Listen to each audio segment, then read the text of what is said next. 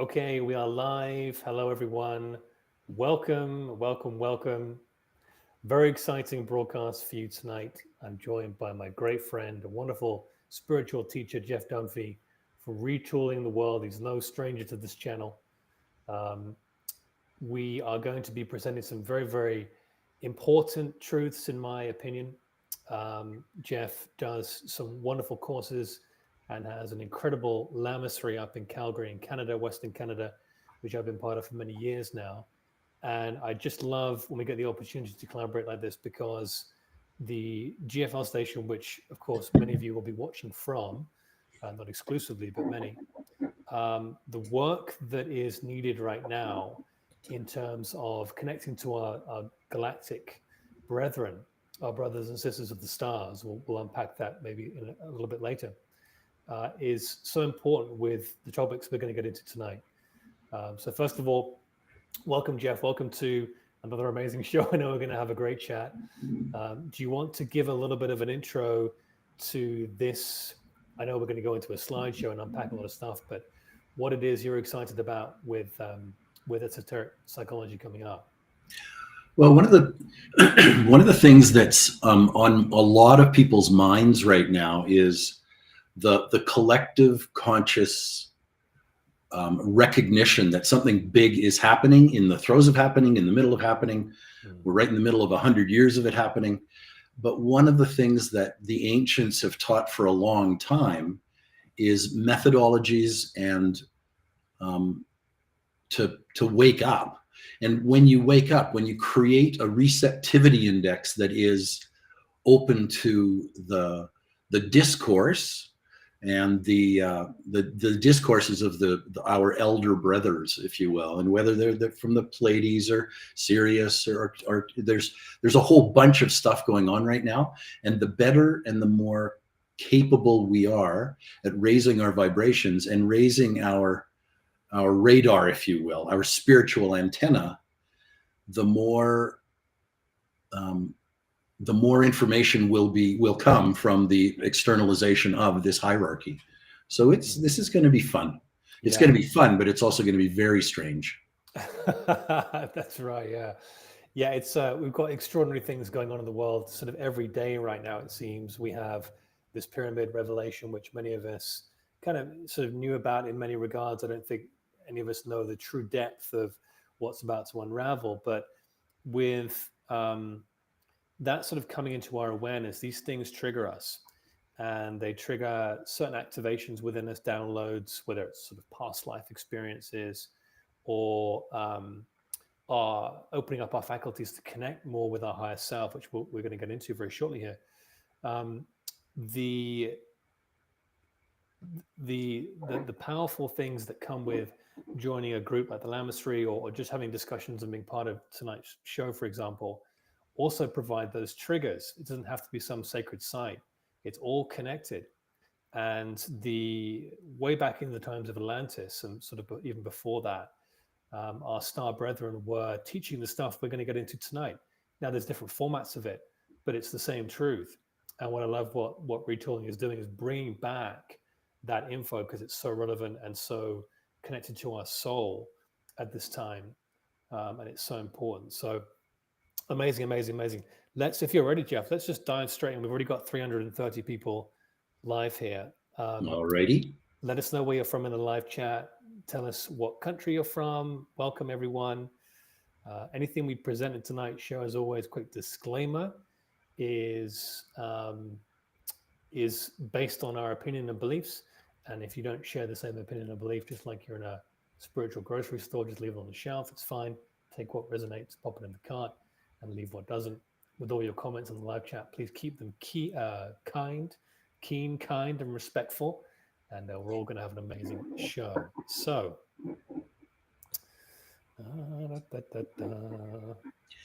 so just before we tuck in, David, the expose on the pyramids, all these structures underneath the pyramids.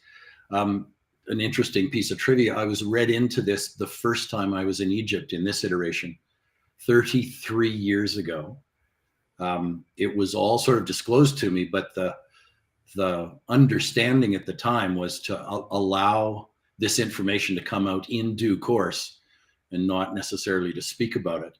And I think what's happened over the last 33 years is mankind is getting more and more receptive to all kinds of profoundly life-changing things. And so I'm delighted that we have the opportunity to play in Egypt, because Egypt, as David knows, is one of the Egyptian mystery school, so where I was trained, is one of the courses that we offer. And this psychology, as David said too, it's 10,000 years old, 20,000, 30,000, who knows? Amazing. Yeah. Okay, here we go. All right, Jeff, I'm going to let you take it away here. All righty. So one of the things that many of you know is that we sort of arrive here with lack of memory. We don't remember where we came from. We don't remember really who we are. We don't have a real grasp on why we're here.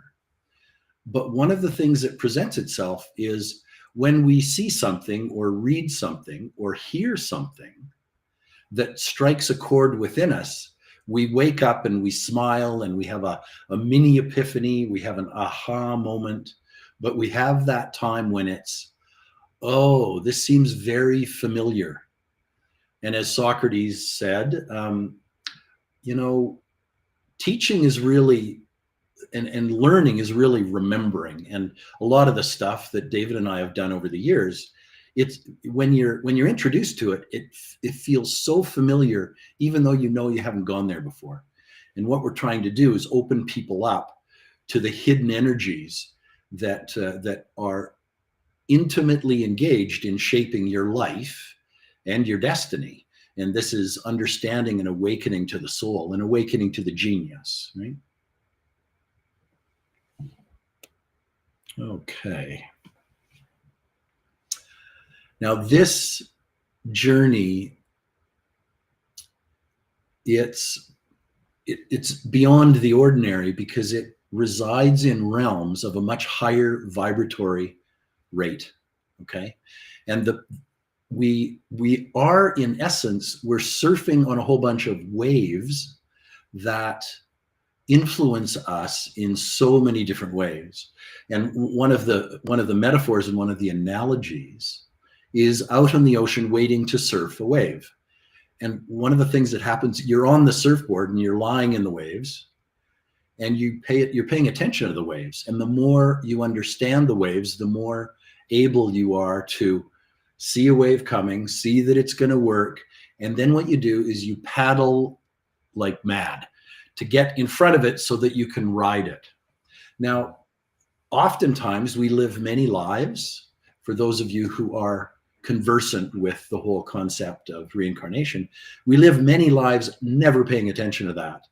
And then many of us who are now engaged in this inquiry, this avenue of investigation, we're wanting to understand the influences that we can become aware of, but also appropriately direct in order for us to fulfill those 4 questions. Who am I? Why am I here? Where do I come from? And what next? What am I to do now? Yeah, and I'll just sort of flick back and forth between us in the slideshow just to make it sort of interactive. Welcome everyone who's joining. Someone just asked, will the show be replayed after? Because I'm going to bed, probably from Europe or something. Yes, it will be. We'll pop a link in the description after this, and there will be a mail out on the GFL station to just jog your memory as well.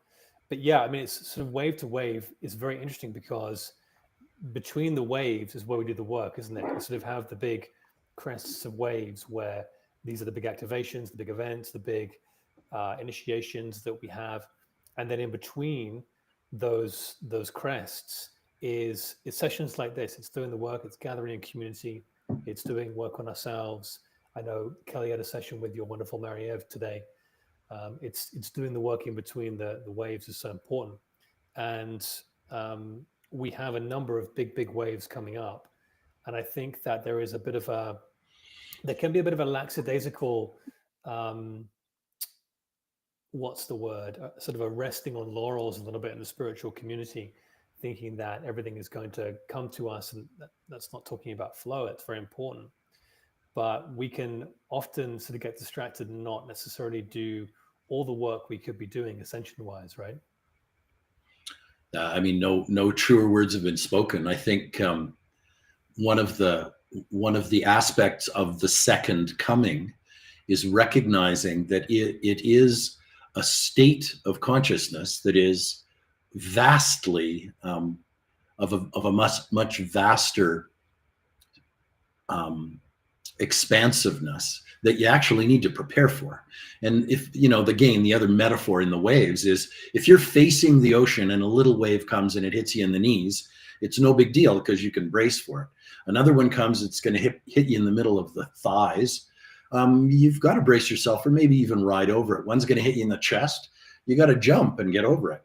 Mm-hmm. But one's going to go right over you. You have to dive underneath it to know what to do. Mm-hmm. If you're facing the other way and you're not aware of any of the waves, guess what? It only takes 6 or 8 inches of water to knock over a fence in a wave. So part of this whole dynamic of discovery and learning what the ancients had to offer is being conversant in this so that you can tune into what's in the throes of going on. Love it. Yeah, amazing. Vibha, thank you for that super chat. So fellow Pleiadian Starseed here. So happy I could be here today. Love and light to you all. Thank you, beloved one. Very, very kind. Okay, let's carry on.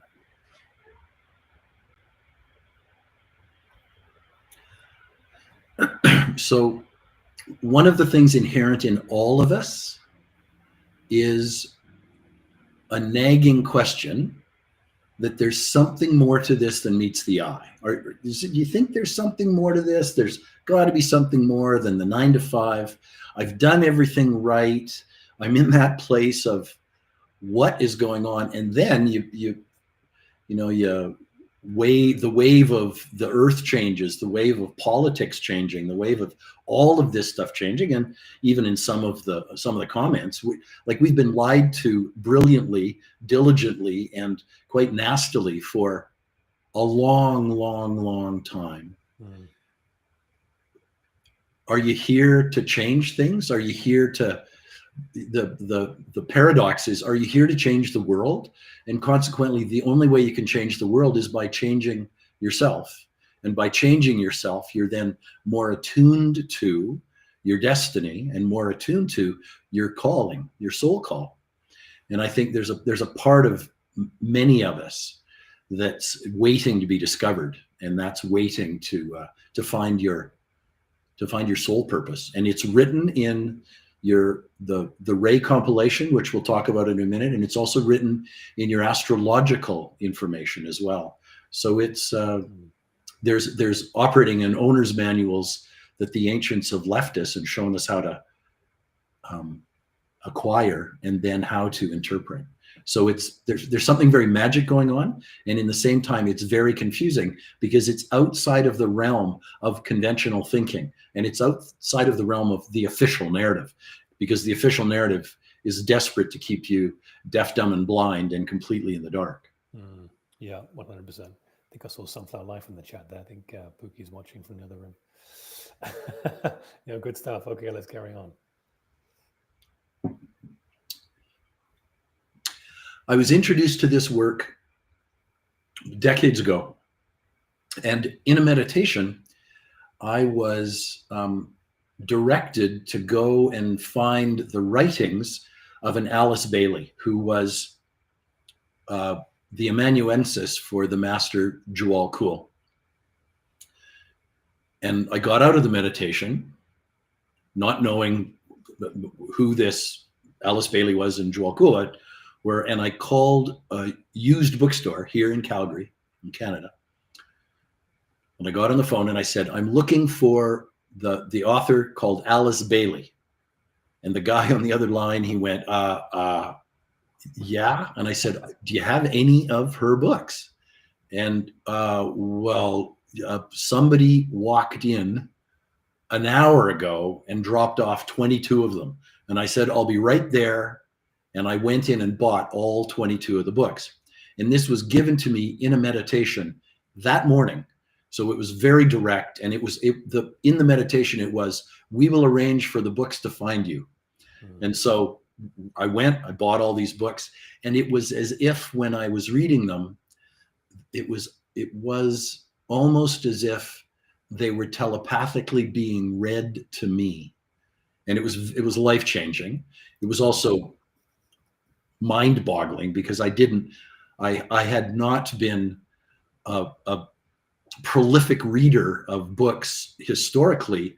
And it was in that period of time when I was called to do this work along these lines that I read over the course of a couple of years. I read 600 books in this venue. And then after the Alice Bailey books, after I got through the Alice Bailey books, and I was working in again, calling forward some of these esoteric teachings to be able to share in another meditation in the very same genre, I was introduced to Douglas Baker. And the next morning, again, like deja vu, I got on the phone, I called London, and I said, I want in, let me know what's going on. Now, he's been teaching this stuff since the mid 70s. And I dove in with like a man possessed, in a good way, but I dove in, and it was absolutely extraordinary. Now, Alice Bailey wrote 18 books. 18 she wrote with Joel Kuhl, and she wrote another 7 on her own, influenced by him. Douglas Baker wrote 100 books. And so consequently, one of the things that he did, or he does brilliantly in his writing, is that instead of, there's something, as David knows, there's something in the Bailey books that is a bit abstruse and is a bit, it's kind of inferred. So some of the meaning and some of what they want to convey is kind of hidden between the lines, hidden between the words. But Douglas Baker spoke specifically by direct statement. And it was one of the things that I found very refreshing, because in that, I also learned afterwards that we're now ready to be taught by direct statement. And it was through many epiphanies over time that it was, I won't get in trouble now for speaking directly about these teachings.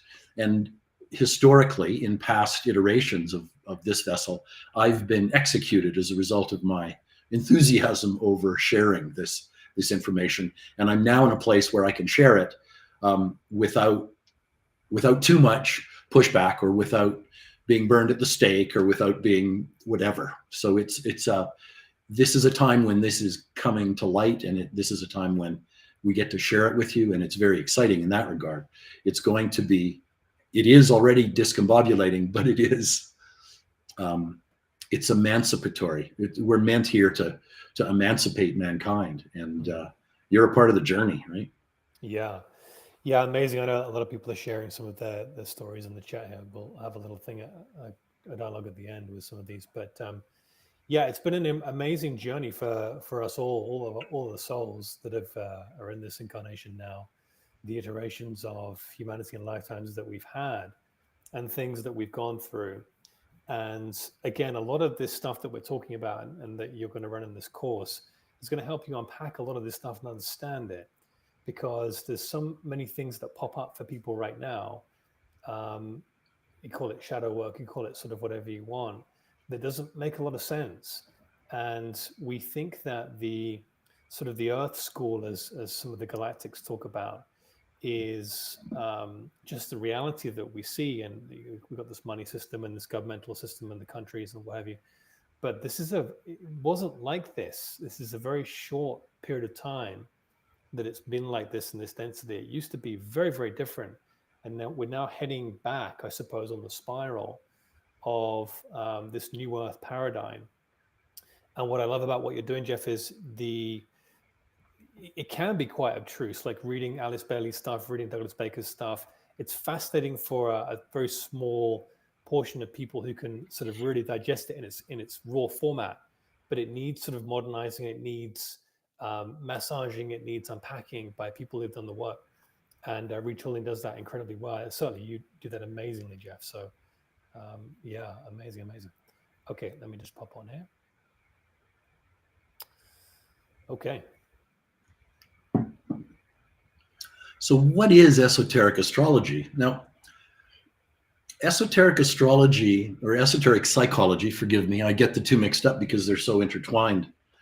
But esoteric psychology is understanding that you as a soul, or in conventional parlance, the genius within you, you have a particular ray. And the answer, as David knows in all of my teachings, the answer to most questions when you don't know the answer is 7. How many rays? 7. How many days of the week? 7. How many notes in the scale? 7. How many holes in your head? Yeah, you can count them. 7, right? And we have an ongoing joke. But traditional psychology studies the package, okay? Studies the personality. And traditional psychology kind of does here, take these glasses, put them on, and see the world through these glasses, and then you'll be better, or then you'll be okay, right?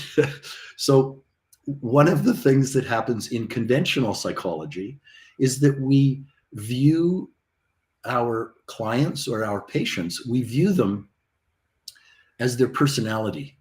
And in esoteric psychology, we don't view them as that. We view them as a soul that has picked a particular package and has arrived at honing the package, the instrument through which the soul wishes to move and to express itself.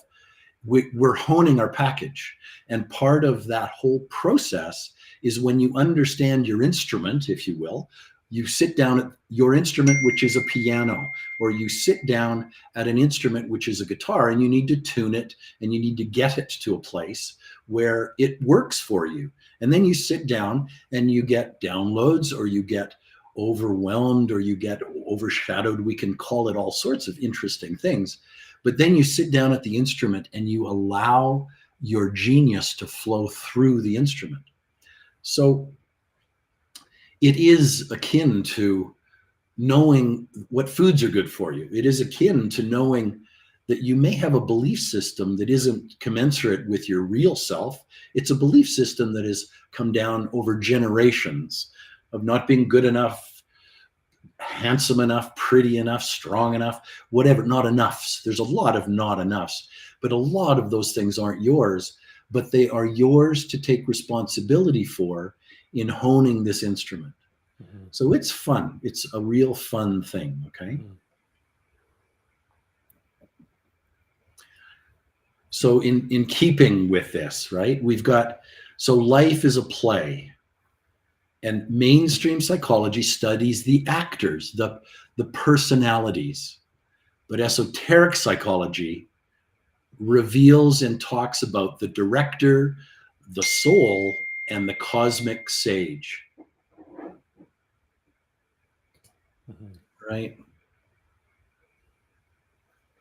Now, the soul is a living energy with purpose, and invisible forces called rays shape your strengths, your challenges, and your destiny.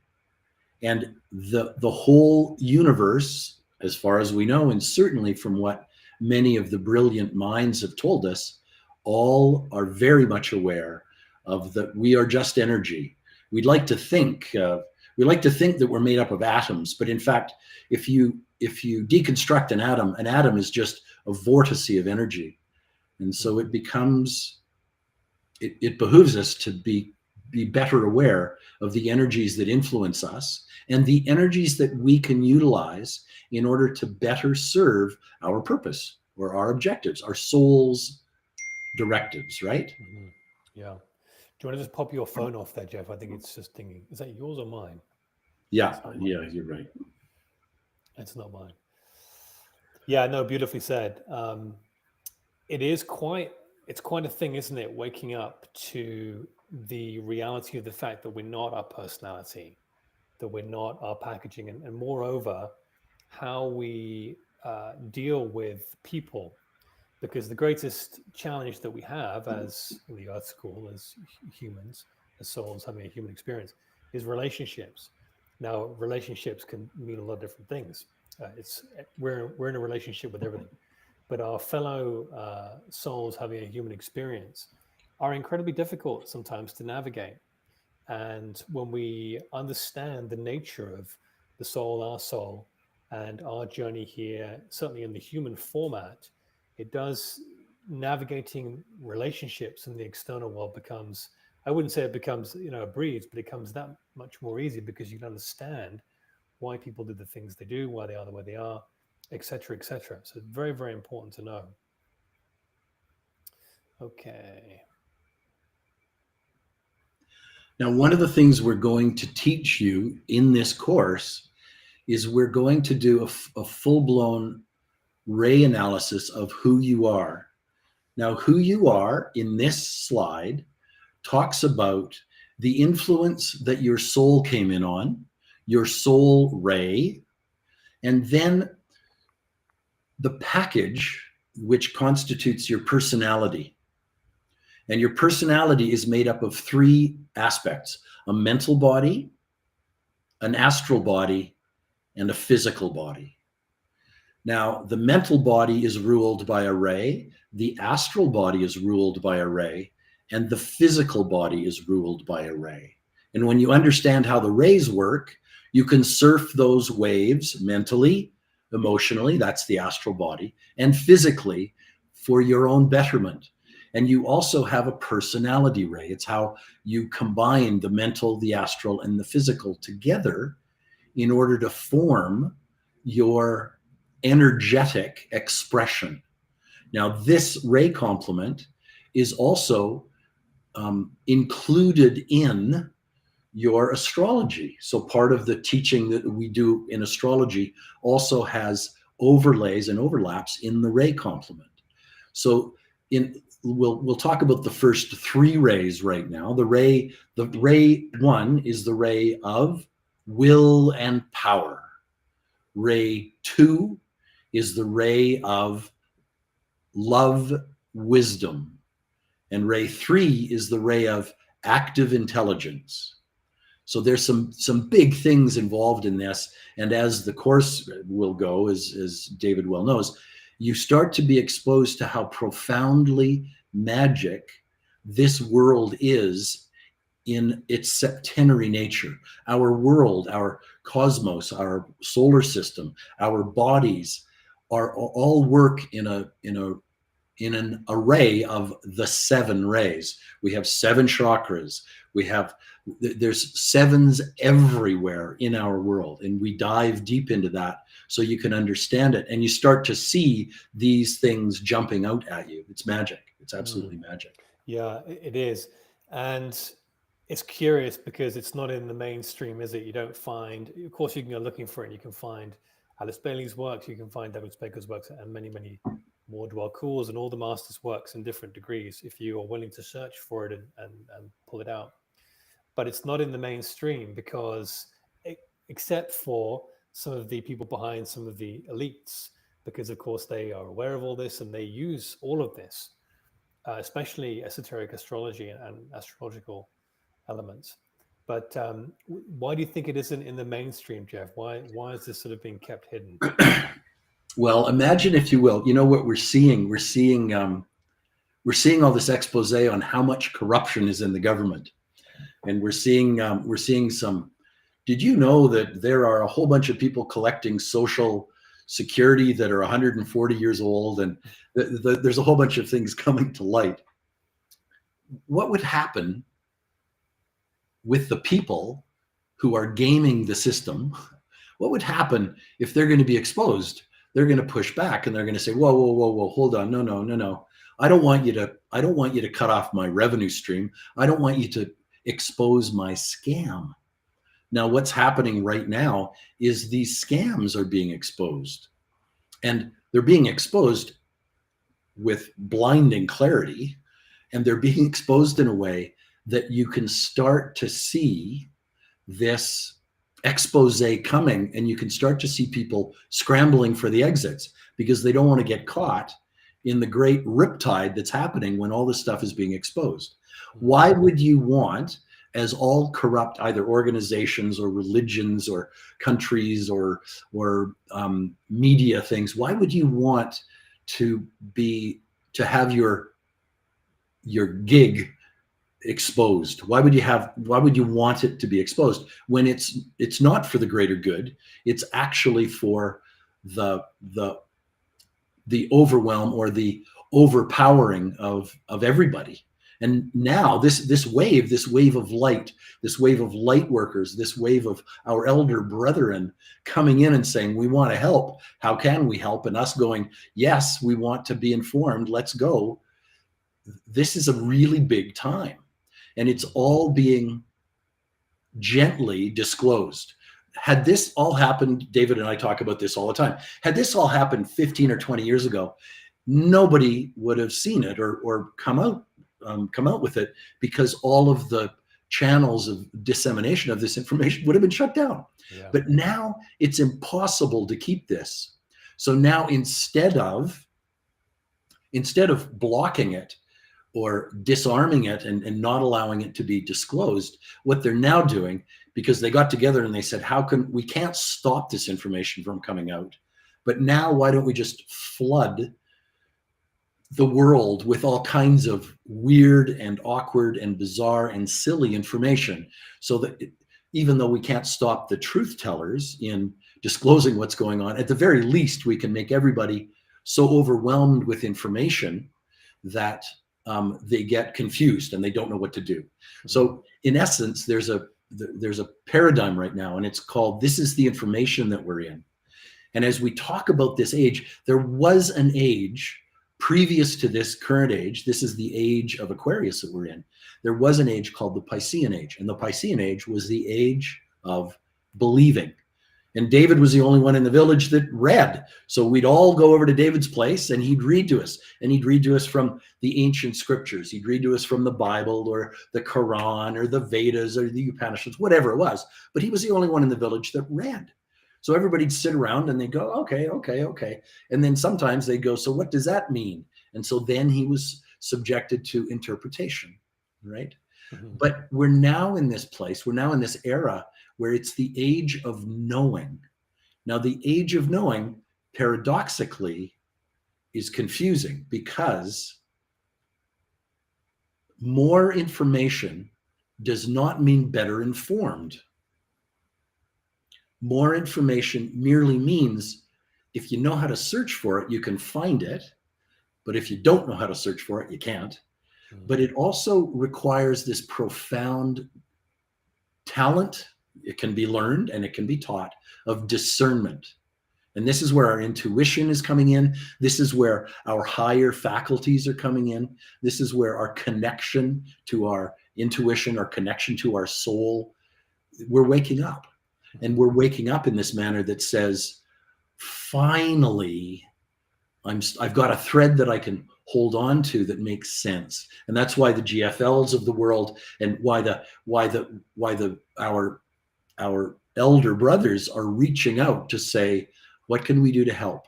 Pay attention to your dreams, pay attention to your meditations, pay attention to the conversations you have with like-minded individuals, because we are in fact here to wake people up. And yes, the Great Awakening is happening, and we're doing it in a way that is not emotionally charged so much, because emotions oftentimes kind of bring you on a trampoline and they just pull the trampoline down and bounce you up into the air, and everything's all good until you bounce back down onto the trampoline.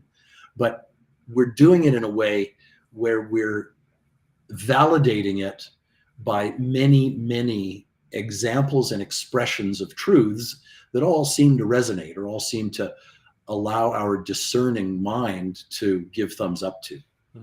Brilliant. Yeah, totally agree. NWLs 25 says the great sleep is over. I agree. Okay, next slide, Jeff. Yeah. Okay. So let me give you a little insight into a very, very profound gift to mankind, who was the precursor to Alice Bailey. Her name was Helena Blavatsky. Now, she wrote a book called Isis Unveiled, and then she wrote another book called The Secret Doctrine. And in doing so, it changed the fabric of how the profoundly smart intellects in England at the time, because that's where she published it, viewed the ancient teachings. Now, she, as a very young woman, she was in Russian royalty, Russian, actually, even Ukrainian royalty. And one of her aunts said to her, funnily, and David knows this story, Helena, you're not very pretty. So if anybody offers you their hand in marriage, you better take it, because, you know, you're no sweet pinup girl. So anyways, at one of the gatherings in the village or in the town that she was living in, she looked over at Mr. Blavatsky and said, Blavatsky, marry me. And he went, okay. And he was decades older than she was. So they got married. She took on the name. Now, there's various stories about whether she consummated the marriage, but in a very short course, she left Russia and she went traveling through the Himalayas. And she met many of these profoundly wise sages, which she called, in various terms, the Mahatmas, the Ascended Masters, all of these things. But she was directed and was connected to these masters in a way that said, we have stuff to tell mankind that we want your help in doing it. Just as Alice Bailey did, just as Douglas Baker did. Now, Blavatsky, her ray makeup, if we can go back to the ray makeup, her ray makeup was, she was will and power soul, a will and power personality. Okay. And then she had a ray 5, which is a very analytic ray. She had a ray 6, which was very devotional astral body. And she had a ray 6, which is a very devotional physical body. And she was big. She was corpulent. And she did wonderful work. And she finished her 2 tomes, Isis Unveiled and The Secret Doctrine, volumes 1, 2, and 3. And then she left. Now, the tone or the ray complement of Leonardo. Leonardo was, we would call Leonardo, what's the name we use, David? We would call him, what do they call spiritual rebels? Or Nirmanakaya is Douglas Baker's term for a Nirmanakaya. Now, Leonardo came in hundreds of years before a bunch of his stuff was validated, and he was absolutely extraordinarily brilliant. And many of the things that he brought forward to offer to humanity were way, way before their time. And he was a catalyst for great, great things to come. Now, he had a ray 1 soul, and he also had a ray 7 personality. Now, a ray 7 is the ray of magic, the ray of ceremonial magic. So he knew about the laws, he knew about the cosmic laws, and his personality was all about disclosing them. So there's all kinds of neat and cool things about Leonardo's art and his work that presents itself as he knew things that he had to present in a way that weren't confrontational to the official narrative at the time. Okay. Amazing. It's curious that I have all kinds of pop-up thoughts and downloads, as many of you watching this do, when we start engaging in conversations like this. But the Blavatskys of the world, and we know they were in touch with the masters, were almost certainly in touch with different star beings as well.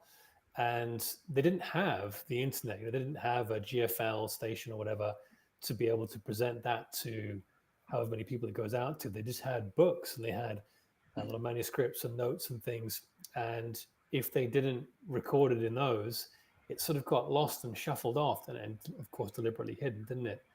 So it's amazing to think now that they have paved the way for us where we're at now, to bring this information back in, to modernize it, to make it more palatable. But this has been going on for a long, long time. And it's just kind of a neat thought in the age that we're in now. I just wanted to share that. Again, it's very magic. And I think Jess just mentioned something about Dolores Cannon. And I did work with Dolores Cannon in the 90s. Mm. And again, she came across this as a hypnotherapist, and she came across all kinds of extraordinary things, and it all spoke to a lot of the expose that was being done by Blavatsky and Bailey and Baker. And one of the things that happened with Douglas Baker is in his teaching, one of the things that he bid his students, there's thousands of his students, there's a core of us of 20 or 30 that are still kicking around, I guess, that he bid us to contemporize his teachings. This is what David and I are doing right now, contemporizing the teachings, because what is going to happen is this great upwelling of consciousness. It's only happening because our receptivity is such that we can receive this next wave of teachings. Now, the wave of teachings that Blavatsky, Bailey, and Baker were privy to, expressing, that was a wave of teachings that had come over 100 years. The phrase "the second coming" often is referred to merely as the second coming of the genius being made manifest in yourself, so that you can receive this second wave of teachings. And this is where all these our elder brothers are pitching up. They're going, they're getting ready. They're getting ready for this. Let's pay attention. The receptivity index. This is the time. We've talked about this time for hundreds of years. 2025, magic time. A whole bunch of things are changing, as are you. We're all changing, and we're becoming more and more receptive, and also with this sense of calm. We're not frantic about this. We're not emotionally charged about this. We are receptive in a way that says, okay, I'm ready. Let's get ready. And part of getting ready is working on understanding your rays, working on understanding your astrology, working in understanding the gifts of the sacred teachings, the ancient teachings that have been around for a long, long time, but we're now at a stage of our development where we can integrate them and synthesize them more into our very being. Brilliant. Well, that was a big one. No big deal. Yeah. We spoke about it yesterday. It's sort of we're opening the door, aren't we, to more and more, and the more we do, we just open it a crack and a crack, and more light comes through, more revelations come through, and it sort of rings, kind of like the spider web. It rings a trigger on the web, and the galactics, they hear and they notice it instantaneously, and it's very, very powerful. I want to add something to that, David, because I think one of the things that I think may be valid at this point in time, be ever mindful that the fear mongering, the fear porn about us having a nuclear war and all of that stuff, I believe, because I've heard this from many, many, many sources, that our elder brethren will not let this happen. They're doing what they can to love us into awareness and love us into that receptivity. But I don't think we're going to be jumping into a full-blown nuclear war. Been there, done that, got the t-shirt. We don't want to do that again. Okay. Now there's been mention of David Icke on here. David Icke is all about discerning, all about being ever careful not to believe necessarily the official narrative. And as we talk about all the time, and as we've talked about on other broadcasts, who makes the official narrative official? And that's incredibly important when we come to this point of, okay, what now, right? Who am I? Where do I come from? Why am I here? And what now? Well, what now is learning about your ray makeup, learning about your astrology, learning about all of these things. And yeah, retooling is that. This is the raison d'etre of retooling, is making sure that everybody and anybody who is desirous of understanding who they are is attended in a loving, kind, gracious, progressive fashion. Yeah. Yeah, I second that as well, Jeff. And yeah, the Galactics, I've heard from the Galactics for a long, long time now, and very recently as well, that the whole nuclear thing will never happen. In fact, moreover, it's been stopped many, many times. That has been in the public sphere of information in terms of whistleblowers bringing it out, and also a lot of things that people have never seen and didn't even know that was stopped. It will never happen because it's a multi-dimensional fracture that weaponry or that technology, if you like, um, affects, and it will not be allowed to happen ever again. So I absolutely agree with that. Okay, let's carry on.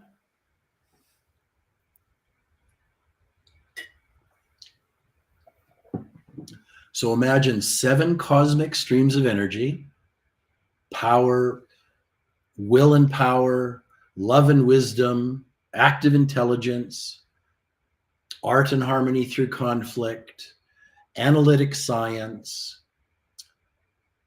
devotional energy, and ceremonial magic. All of these 7 cosmic streams of energy are flowing into our world. And consequently, they can't flow into the world without them flowing in to you. So what I want to do is bid each and every one of you that is watching, what ray, whether it's power, whether it's love, whether it's active intelligence, what ray is the ray that right now intuitively is most influential in your life, in your being? Let's think about that for a minute, because that in and of itself is a thread that you can pull on as this expose, as this discovering happens, as it happens. Mm-hmm. Yeah.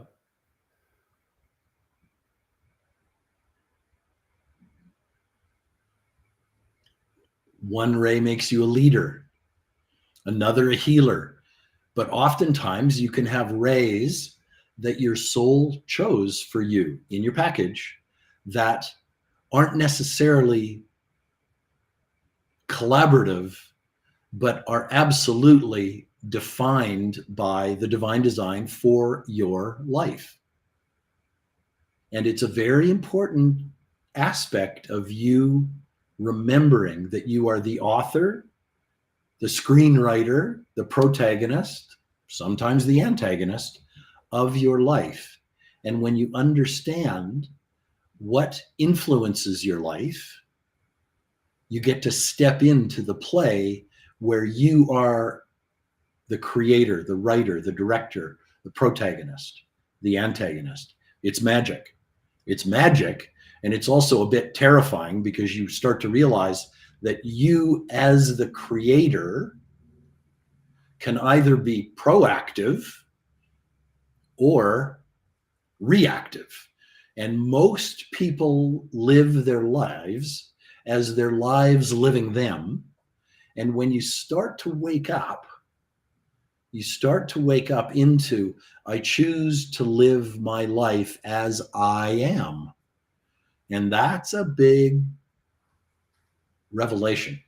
It's a big revelation. Mm-hmm. Nikola Tesla. Hoo-hoo. Now, these energies don't just shape you, okay? They influence relationships. They influence societies. They also influence history. You have your own ray makeup, David, Jim, Robin, Monet, Steve. You have your own ray makeup, but your country has a ray makeup. Your continent has a ray makeup. The planet has a ray makeup. All of these rays are unique, right? So there's unbelievable insight into knowing your rays and how they shape not just you, everything else. And it's magic. And the Earth, our solar system, our community in the Milky Way, it's magic, and it's all there, and it's all there for our discovery, right? Mm-hmm.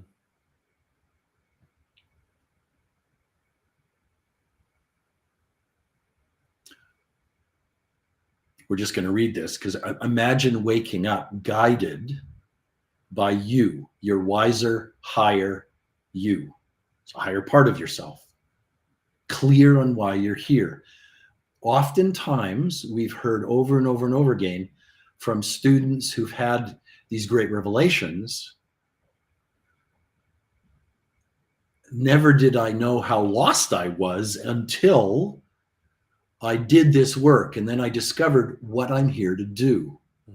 And your soul aspires and wishes for you to listen to it. And that's part of you recognizing that your package is an instrument of the divine, and the divine is you. You are the divine. You're the divine director. And so imagine getting really quiet and listening to directives. Are you kidding? And this is something David and I have talked about, and we will continue to talk about. Our elder brothers and sisters, while not wanting to interfere and impose on our free will, they are keenly interested in having us wake up and take the reins of our destiny. They are very interested in keeping us in presenting modalities, methodologies, thoughts in order to emancipate us. They want to release us from the dark forces. They want to release us from those who would imprison us and disempower us and keep us in the dark. And what a great aspiration. I want to wake up. I want to turn the lights on. I want to connect to my genius, my soul, my higher self. And I want to do it by using something that has been offered to mankind, kind of sporadically and kind of secretly and kind of hidden for thousands, if not tens, if not hundreds of thousands of years. And it's here now. It's here for your taking, and it's here for your training. Now, you know, one of the things that happens in this new age and in this new time is the thought that you don't need to do anything. You just get on the boat and it'll take you away. And that, while that may be true over tens of thousands of years, yes, but why would you not want to be proactive in bringing yourself into a higher state of being, into bringing yourself into a place where you can become more and more powerfully aligned with your true self and with the superconscious realm? And when you get into the superconscious realm, you realize that we're all one. So why would you not want to make sure that the plants, the animals, your fellow brethren, why would you not want to enthuse them and infuse them with this call to wake up? And there's a reason it's called the time of revelation. Now, the lights get turned on, right? The lights get turned on and you look around and you go, 1, I've been lied to. 2, enough. 3, what can I do now? How can I be of service to this next chapter? And as we said before, very early on in our discourse this evening, in order for me to save the world, I need to save myself. In order for me to save myself, I need to empower myself. How do I empower myself? By learning more about who I am, how I'm made up, what I'm here to do. And remember and know that we're connected to the divine in a way that says, what's the phrase in many of the sacred writings? Ask and ye shall receive. These things shall ye do, and greater things shall ye do. Hello, I'm on that train. Get on the train, right? Yeah, love it.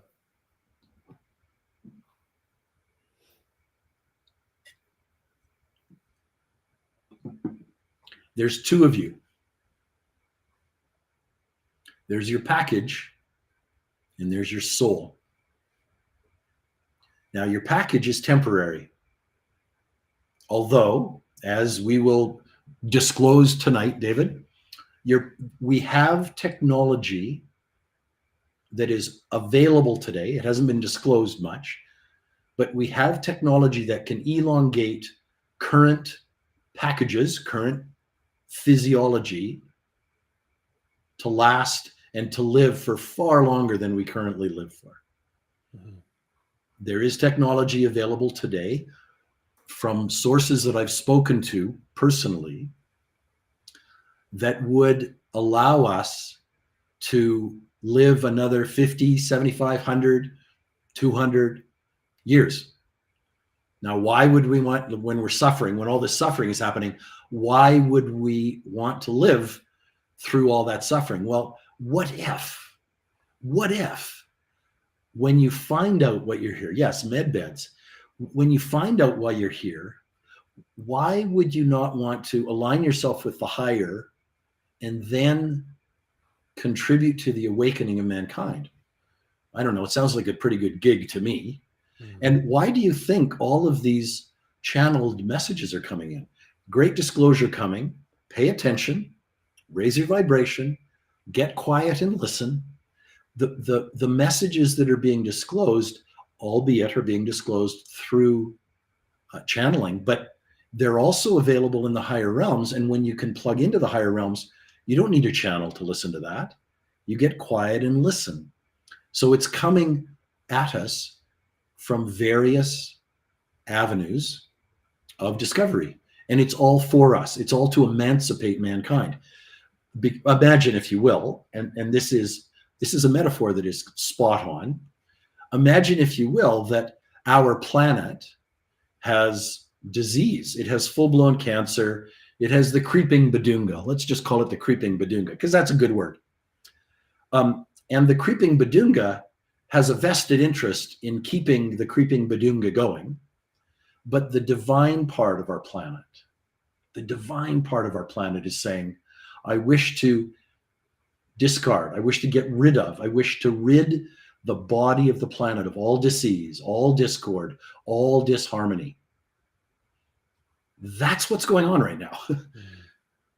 And we are in the midst of a massive healing crisis. So when we first purge, when we first cleanse, when we first do any of this, what we do is the toxins of our system start to leak out of our system and get washed away. Mm-hmm. Now, most of our toxins are caught by the wisdom of the body, and they're plastered in the mucous membranes of our allopathic or allopathic canal in the tube that goes from our mouth to our bum. And all of that is caught. All of those toxins are caught. And as soon as you start to detox, all of that stuff starts to come out. So you start to feel like hell, but you're getting rid of toxins. That's what's happening to the planet right now.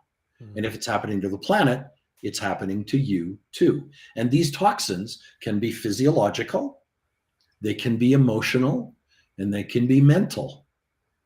And wow, what a detox, what a healing crisis. And that's what we're in the midst of doing, is going through a healing crisis. Mm-hmm. But the agenda of the healing crisis, the agenda of the healing, is to purge ourselves of anything that resides in us that does not serve our greater good, our higher good. And that is the objective for this awakening chapter, if you will. Mm-hmm. Yeah, I love it.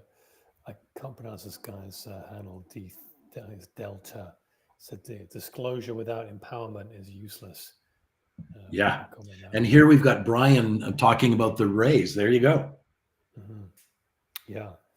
And in the course we're going to do, all of these are brought out. All of these are connected to your astrology, all of these. And in the course that we play with beginning next week, we align it with and integrate it with your astrology as well. So it's big. It's very big. Yeah. And in all fairness, David, it's not for the faint of heart. It's for those who are inclined to brilliantly invest in themselves. Mm-hmm. Now, this is a very important slide, and I want people to pay particular attention to this. And what if your struggles aren't random? What if they're here by design? And what if they're clues? What if they're clues to your soul's purpose? And your challenges are to decode these clues. And that's what the ancient teachings have all been about, teaching you how to create your own owner's manual. Mm-hmm. Now, I, for one, I'm sure I have an owner's manual of a car or owner's manual of a widget or a what's it or whatever. I very seldom pay any attention to the owner's manual. Yet, when you understand that there's an owner's manual to you, your specific expression in this world, I do pay attention to that. Yeah. And now that we have all this access to information, you have access to the owner's manual of anything you can own, cars or widgets or gadgets. And now through the use of the esoteric teachings, through the use of this ancient wisdom, you get to utilize those clues to further your advancement in waking up, in being of service, in harmonizing the dance you have to offer mankind. Mm-hmm. Love it. I just turned my mic up. Someone said that my mic was a bit quiet, so let me just do a little bit more, actually. Was my mic quiet to you, Jeff, or was it okay? It seemed to be okay, yeah. Okay, interesting. Well, thank you for that heads up in the chat. Yeah, it's one of the big things about the journey of awakening, especially as it relates to having to really witness the illusions of the third density, the third density drama, and the things that show up in our lives, as you just said, to teach us, to show us, ultimately to guide us back to sense the source, is one of the big leaps which allows you to, I wouldn't say eliminate the discomfort of these things completely, but it certainly elevates you way above it, is the impersonalization of evil. And of course, the masters talk about this, the ancients talk about this. Joel Goldsmith, the wonderful mystic of the 1900s, talks about this. And one of his big revelations was when we start to be able, you can only really go there when you go to God, to source, to your soul, and start to let more of that flow through. Because otherwise your humanness really just gets in the way, and you continue to see by appearances only, an illusion, and sort of judge. But as you open the door, like we talked about, and let more light in, you start to impersonalize the evils of the world. And certainly as they show up in your life, and they become pillars and initiations and very curious learning experiences, don't they? Well, David and I have had this conversation over and over and over again, and it's part of this journey of yours, everybody, this journey of your self-discovery, your higher self, your true essence, should be taken very, very seriously, but not personally. And I think when you can depersonalize it, you start to realize that it's a very serious journey, but you're doing it with different intentions. And I think Joel Kuhl coined a phrase that has stuck with me for decades, and it's with divine indifference. So you're detached from it, but you also realize that you are here for a purpose and that you're here to turn the lights on. And once enough light gets turned on, the DF, the dark forces, they can't hide. There's no shadows to hide in, right? So there's something very magic. There's something very magic happening. And there's this upswelling and there's this upwelling of like-minded individuals who want to be proactive in waking the world up, right? Mm-hmm. Totally, yeah. Okay, let's carry on.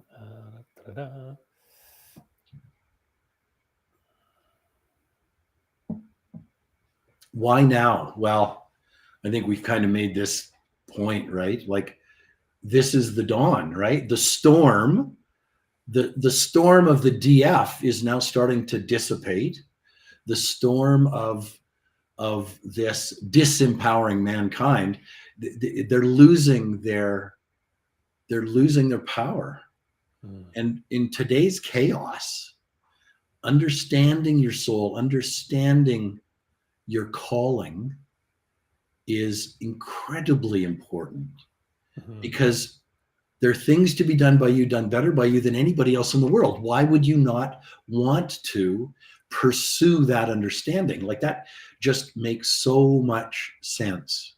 And it makes it's so much aligned with what you're here for. And what are we hearing constantly on the GFL channel? What are we hearing? This time of revelation is coming. These disclosures are coming. We love you. We care for you. We want the best for you. And we want you to pay attention. Well, how best to pay attention than by learning about who you are, how you are aligned, how your soul rays are, how your astrology is, all of it. And it's wonderful to be in the presence of like-minded individuals who have similar aspirations. I love that. It's funny, there's so many crazy I don't know about anyone watching this, but there seems to be a heightened, of course, it makes sense with the work we're doing, connection to the collective right now, across the collective. So when, for example, someone says something, someone completely unrelated who hasn't even heard that person speak brings that up in topic, and there's so many synchronicities in the field as we become more aware of it. And Akasha Wolf I Astral, I'll read out your handle there. She said, speak about the psychic attacks going on right now since it was on your channel. Yeah, we posted a message from the Pleiadian High Council, which we got, I think, a day or two ago, about psychic attacks, which were sort of a wave of them. I don't think they've ever really stopped necessarily, but Jeff, you mentioned that the DF are sort of cornered, it's their last stand kind of thing. And then Akasha, you posted that right away, which was kind of interesting as Jeff said that to mark my point. And yes, there is interference going on. I don't like to really call it attacks. I know we labeled that on the video, but it is just interference. And the only thing that the DF can do at this point is really, which is of course, as it always has been, is distract you from the light. You are the light. And the only thing they can do is distract you from knowing that you are the light. And there's ways they can do that. And certainly these psychic attacks are part of that. Go on, Jeff, you want to share? Well, here's this, and it's very apropos that we're having this dialogue, right?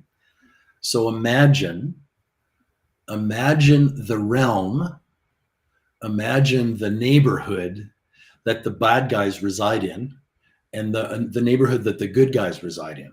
Okay, so back in the day when I was growing up in the the 70s and the 80s, there was a neighborhood in New York called Harlem, and Harlem was hard, and it was tough, and it was gruesome, and there was lots of crime there. And I think East LA was another really bad neighborhood that you just wanted to stay away from. Now, when we hear about it, read about it, see it in movies and shows, these neighborhoods are the neighborhoods that you don't want to be in, because when you go into these neighborhoods, you potentially could be accosted. Okay, so the arena and the neighborhood that the DF reside in is the astral realm. This is the emotional realm, and this is the realm where they can play you like you're a puppet on a string. Be afraid, be afraid, be afraid. And we, as the authorities, will tell you what to do because you're afraid. Now, what happens with the realm of the masters and the realm of all of our elder brothers? They don't reside in the astral realm. The astral realm on this planet is vibratorily much lower than the monastic realm or the mental realm, the higher mental realm. This is where the masters play. Now, this realm is far more powerful than the astral, but because mankind generally resides more in the astral than they do in the higher mental, they are more manipulatable. And one of the things that we do, and one of the things that's happening when all of these light bearers, these other civilizations, these other elder brothers, this is where they reside. They reside in this higher realm. Mm-hmm. And that's where the true power is. The problem is we have a whole bunch of emotionally challenged, emotionally charged individuals who are caught in this prison of the emotions. Mhm. And in perfect keeping with the divine design and these ancient teachings, we need to express our mastery over our emotions, not our servitude to them. Mhm. And the DF operate in the astral realm because they've got much of mankind allowing themselves to be imprisoned in the emotional prison of fear. Fear porn, be afraid, be afraid. And that is when we can bring that to light, everybody goes, well, hold on, let me detach a bit, let me calm my emotions down, let me reside in the higher realms of where I am and who I am. Then you become more and more and more empowered. And certainly this is the message of all of our elder brethren.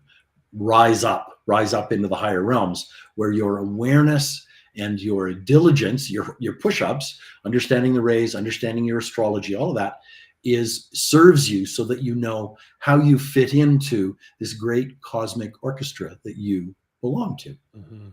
Yeah, I love it.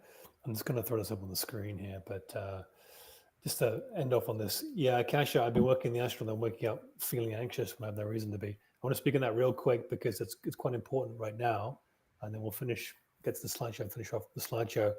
There is, we are doing an extraordinary, at least we're remembering, but we also are doing an extraordinary amount of work in the dream space astral, sort of mid and entry fourth dimension right now, particularly when we dream. And there could be a number of reasons for that. So if you are waking up feeling anxious, if you have got a lot of fear in that emotional sort of turmoil when you wake up, it could be a number of things. It doesn't necessarily mean that that is a psychic attack. There's a lot of things that happen when your astral body comes back in and connects. We've talked about energy bodies on other shows, but when the astral body comes back and connects with the physical, there are things that happen with that. So it might not be a psychic attack necessarily. So there's that to mention. Also, I've had a number of, especially in the dream space, because I've been having this Akasha quite a lot recently, on and off, waking up feeling the same thing, and I know the difference between deliberate interference and maybe something that has been going on. Maybe I've been on a ship or been involved with a mission of some kind, and it's been particularly energetic. I've come back in, and that's caused the anxiety kind of thing. You got to take each situation as it comes up. But I've had many, many times, as I'm sure many of you have, I've had beings come in the dream space. Typically, they're hooded, they're dark, they can cause sleep paralysis, they can do a whole number of things. And it's not just exclusive in the dream space either, as Jeff, I know you know. And they have sort of been very difficult to deal with. But I learned how to deal with them in that space, and they don't bother me at all now. I use the love laughter frequency. I kind of have a bit of a, if ever it does happen to me again, which is very rare now, I have a little practice I use, and they just let you go immediately. Because all they're doing is they're sort of like vampiric. They're grabbing you and trying to feed off. That's right. It Yeah, sounds you're terrible absolutely and scary, but it's really not, guys. It's just, it is what it is. It's very real. But anyway, those things that have happened to me are very different to waking up feeling anxious. Now, that's not to say that's going to be your experience, but I wanted to share that because it's not necessarily a psychic attack that you're experiencing. So why don't we let people in on the violet flame invocation, the Saint Germain violet flame? Is that something that we want to share tonight, David? We can, yeah. I've got quite a few of those. Which one do you mean? Well, why don't we do this one? Mhm. Why don't we do this one? So there's an invocation that Saint Germain gave us a long time ago that goes like this: I invoke the violet flame to transmute all of the negative thoughts from my emotional body, and I'm now free to carry out the divine design for my life. If you can write that down, if you can memorize it, and if you can use it, it uses ray 7. Ray 7 is the ray of ceremonial magic, and it's the ray that Saint Germain rules. And Saint Germain rules it with divine connection to a whole bunch of other very advanced brethren. Okay. That invocation is imperative in our toolkit. So we talk about retooling. We want to provide you with tools. And as we get, as David says, when you know how to respond to, some of them are just astral curiosity. Some of them are actually diligent pursuits of making you stumble and fall on the path. And some of them are the recognition by the DF that you've got way too much light going on, dude. Let's get in your way. Let's make you stumble. Let's take you off the chessboard. Mm-hmm. Now, the other thing that I think is very valid is if you weren't making an impact, they wouldn't pay attention to you. Mm-hmm. What's the phrase that we see all the time? When you're over the target, you know you're going to get a lot of flack. And so consequently, are we not over the target? Are we not over those who want to keep us in the dark? They want to keep us deaf, dumb, and blind? I don't know, maybe, probably. Now, how do we get it? How do we get it? Okay, I'll say it again as Sherry wanted. I invoke the violet flame to transmute all of the negative thoughts from my emotional body, and I am now free to carry out the divine design for my life. Oh, and we're here to teach you about the divine design. We're here to teach you about how best to serve yourself and serve the world. I invoke the violet flame to transmute all of the negative thoughts from my emotional body, and I'm now free to carry out the divine design for my life. Beautiful. I had it. I just wanted to try and find it in my notes. Oh, and there it is. Yeah, you found it. Great. David just posted it. There you go. Great. Can I pin this? I want to pin this. Let's pin that to the chat. I'll pin that to the chat, guys. Sorry, okay. Not this one. Sorry, Jess. You, Golden Heart, you're talking to Jess there. Not that one. This one. If you want to screenshot that, guys, there's a little bit on the beginning of that. I am the being of violet fire. I am the purity God desires. I invoke the violet flame to transmute all of the negative thoughts from my emotional body. And I'm now free to carry out the divine design for my life. Beautiful, Jeff. Thank you. I've pinned that in the chat, guys. Screenshot your screen. Take a picture of the screen. I shall try and remember to put that in the description, but I may forget. So, good stuff. Segue, but we love them. Let's move on. So, Saint Germain is one of the profound contributors to mankind. He has had various iterations, and he's been profoundly instrumental in the development of mankind. And he is revered in most circles who know about him. And so, yes, I have studied his works. I actually work with him from time to time, and there is a profound knowingness about his import in this coming era. This is the era. Interesting. Who was the author of the Harry Potter books? What was her name? J.K. Rowling. J.K. Rowling. So she was, get a load of this, she was inspired by, influenced by, and delightfully engaged by Saint Germain, because one of the initiations for mankind to be made aware of is to be made aware of being a magician, right?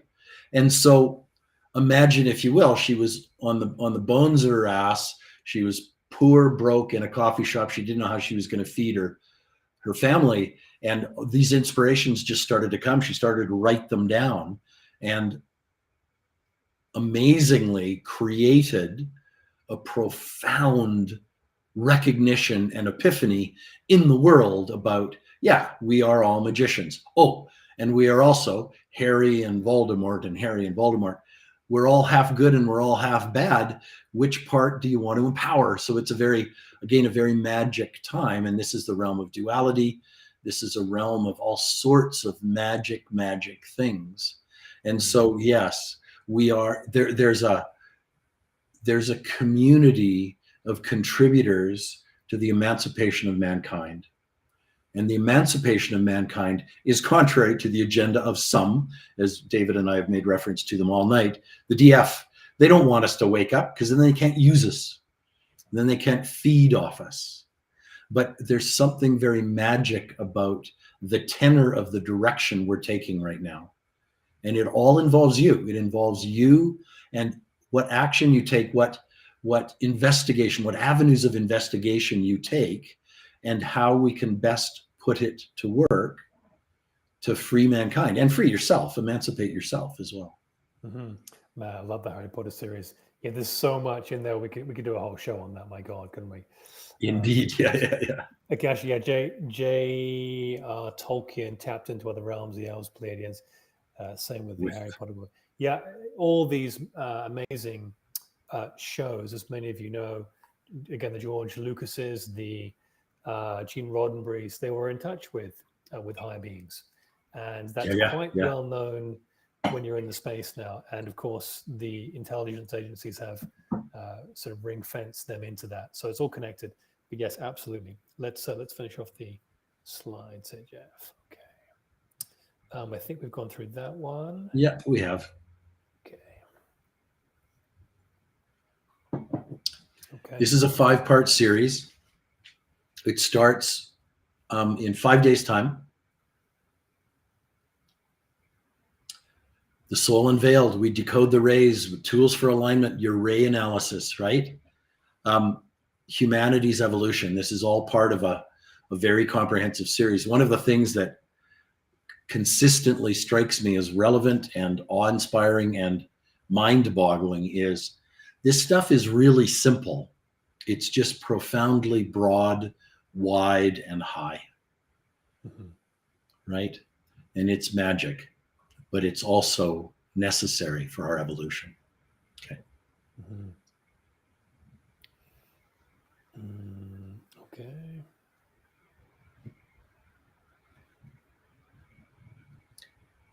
What do you get? What are you doing this for? Why are you even interested, right? What about leaving with a map of your inner world and the keys to unlock it? What if understanding your cosmic rays, the way you're aligned, your predisposition in this world, not only does it serve you,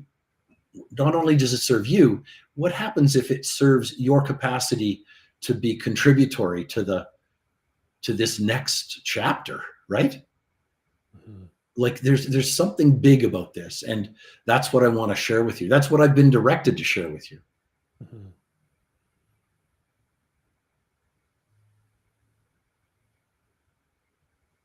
Now, if something about what we've chatted about today sparked something in you, join us. We would love to have you participate in this. Now, this isn't for the faint of heart. This isn't frivolous. We don't do your work for you. We don't do your push-ups. What we do is we engage your brilliance in giving back to you what's always been your rightful heritage. We want to share. We're directed to share this. We are inclined, inspired, and infused with enthusiasm. We want to share this with you. And it's time. It's very timely. April of this year is profound in the timing of this. And so let's gather. Let's get together. Let's pursue this as a joint endeavor. And let's change the world. Let's open it up. Let's wake people up. Love it. Yep. Now, this is a very important statement, and I want it all to be remembered if you can. And the soul is a vibrant being, and it evolves through us, through our packaging, through our vessels, through our instruments. And awakening to it, when you awaken to it, nothing is ever the same. You start to realize that you are the resident in this brilliant instrument. Let's show you how to hone the instrument, and let's show you how to participate in a group where we will change the world. We will raise our vibratory rates in such a fashion that it will in fact change the world. And there doesn't need to be millions of us to do this. there just needs to be those of you who are inspired to partake in the push-ups. Mm-hmm. Where two or more are gathered. Exactly. Mm-hmm. So here we go. It begins next Wednesday, the 9th. For those of you who are Americans, there's a 35 or 40% discount on this because the American dollar is so strong. So there's a huge discount, a discount of $100-ish. You know, and what I would do is I would ask you, if you're interested, if you want to partake, we would very much like for you to allow us to be of service in the dissemination of this information. We invite you to join us. It is something that is divinely directed through me. Again, I am just an instrument. I'm just a messenger. The message is the most important gig here. And I would bid you join us so that we can bring about the emancipation of mankind. It sounds a bit hokey, but in all fairness, it's true. Well, let's really get on with it, right? Now, Jeff, are you offering an intro class to people as well? Did I get that right or no? Yeah, so there is an intro class next Wednesday, and it will be similar to this. It will be changed a little, but it will hold a little more. It'll hold a little more information because it will become the first class of the five class dates, and we're going to go Wednesday, Sunday once next Wednesday's done, so that the Sunday class will be far more integrative and interactive, and there will be some time where we get really quiet and listen and allow ourselves to experience what's going on. Yeah. Oh, no, amazing. And by the way, those of you who are not familiar with the retooling courses or live work, there is something unbelievably magical that happens when you are live on these events. They're very interactive. Jeff is amazing with that, with the live audience he has, and also the online audience as well. There is just amazing magical things that happen with us all gathered. There's lots of downloads and revelations and incredible things. So I couldn't tell you how many incredible things I've had happen to me by being live in the Lamasery or being part of the Zoom side of it. So if someone wanted to, let's say they say, well, I don't necessarily want to commit to the whole course necessarily, kind of want to check you out, want to check out the intro class, can they sort of pay for that intro class and then carry on? Absolutely. If you want to come to just the intro class, you can do that. Absolutely.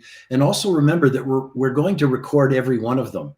So we're going to record them and archive them so you have access to them. So if you are in Europe, if you are in other parts of the world, you can still partake, and you just partake in the recording of the live class, right? Mm-hmm. Okay, awesome. And how do people sign up? How do they find you? You can go to retoolingtheworld.com / esoteric psychology. And you can also on Retooling the World's YouTube channel. We would love your subscribing. And there's a link there in the video that you can click there and get right to a registration form. Okay, so on Retooling the World on YouTube, there's the latest video up, and there's a link on that. Okay, yeah, we've got this on the ticker tape on the screen as well, guys. If you want to reach out to Jeff directly, retoolingtheworld@gmail.com. It's on the bottom of the screen there. Visit retoolingtheworld.com, the website. And yeah, I highly encourage you to dive in. If you're not quite sure, definitely check out the intro class for a reduced amount. But I think you'll find that you'll end up staying the entire course. It's really very special. But if you have got any questions, please, let's take sort of 2 or 3 minutes here in the live chat, put them in all caps, and we'll maybe take a couple of questions in our final Q&A, and then we'll sign off. We've already kept you for almost an hour and a half. Now, we're not David Wilcott. We don't go for 6 hours, but we have kept you for an hour and a half. So if you do have any questions about today's show or in general, please do throw it up in the live chat. We will be watching right now, and we'll answer a couple of questions and then we will sign off. I don't think I have any questions previously. I'm going to scroll up here.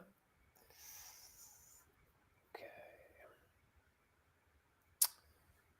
I'm going to give you 60 seconds, guys, to ask questions, and then we're out of here. You can get a personal reading.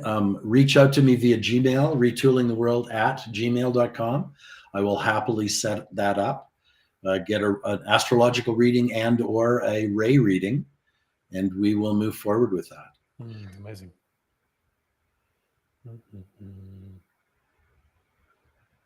The 144,000, that's a very important number you may feel aligned with and affiliated with, and that's part of the vibe, right? When will money not be a thing? That's your question, Chelsea. I will answer that by saying, well, money will not be a thing when you have evolved beyond it. How about that? Okay. I can't say thank you enough to those who are here with us. And I would also like to, I want to reiterate the phrase that we used earlier, and that is, there are things to be done by you, done better by you than anybody else in the world, and that we are directed to be of service to you, because your advancement, your evolution, your realization of your brilliance and of this higher awareness serves everybody. Everybody wins when you evolve, when you ascend, when you climb into this higher consciousness. And as you climb into this higher consciousness, the breadth of your capacity to understand more and more and more grows and grows and grows and grows. So it's wonderful. It's absolutely wonderful. Love that. Well, okay. Well, let's wrap up then, Jeff. I want to say thank you for, again, this little collab. I get so much from them, and I know people watching do. I'm sure there'll be more in the future. Go to retoolingtheworld.com, email Jeff, retoolingtheworld@gmail.com, and go take part in this amazing course coming up. You will not regret it. I guarantee you that. And just thank you, all of you, for joining. Thank you for all the work that you are doing, for the ascension work on yourself. As Jeff said, you may not see it, but you absolutely are contributing greatly to the Great Awakening energetically. So thank you. We know it's not easy. We're right there with you. We're not gurus up on a pedestal or anything like that. We don't think that. We're just like you. We're just doing the work, and we'd love to do it with you continuously. So thank you to all the GFL subscribers who are with us today, all the Retooling subscribers, and we will see you on our next pop-up. I don't think I have any other announcements, Jeff, unless you do. David, thank you so much. Our collaboration, our community, our conviviality. I mean, from the moment David and I met, we knew that we've known each other. We knew that we had a divine purpose, and there's some very serious magic going on with David's work, with the work of the divine. And I cannot thank you all enough for allowing us, both of us, to be of service for your evolution and for your emancipation. We're here to extricate ourselves from the confines of the DF and confines of all of that stuff. But more importantly, we're here so that the world becomes a better place sooner rather than later. And we cannot thank you enough. Well said. Yeah. We are honored to be of service, as you always say, Jeff. So thank you all for joining. We'll see you on the next show. We send you lots of love, and we'll see you soon. Bye for now.